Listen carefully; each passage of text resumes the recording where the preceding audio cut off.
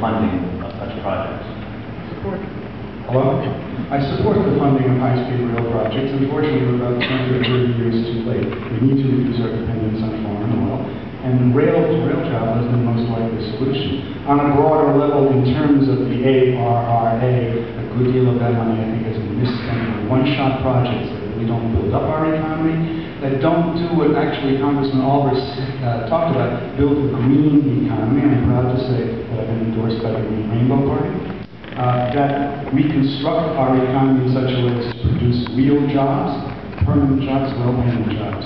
And certainly, building a rail network that's capable of transporting passengers that reduces our dependence on foreign oil is a very worthwhile way of spending money.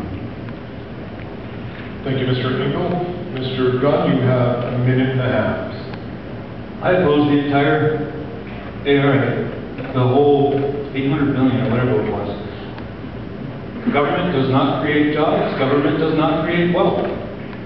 Private sector does. Every dollar that the government spends is $2 to $3 out of the private sector that can create a real, lasting job. Government does not create jobs. Government does not create jobs. The rail system, I'm in favor of the rail system if the free market can support it.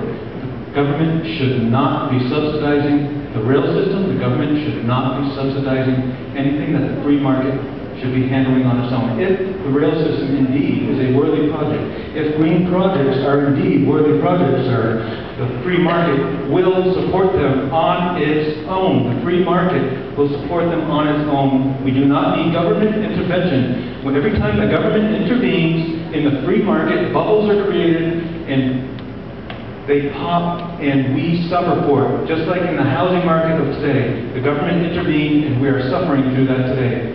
Government just needs to stop taxing us, stop spending our money, and get out of the way and let the free market do what the free market does best, which is to create business and create jobs.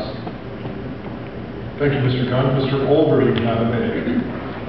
I think that the United States really has a significant responsibility to make certain that transportation systems, both for passenger rail and bus systems, and for freight rail, where we are going to need to move much larger amounts of freight in this country, that the government does have a responsibility to help with building those and do the planning for such development, if we're going to make a system and make it very efficient at all.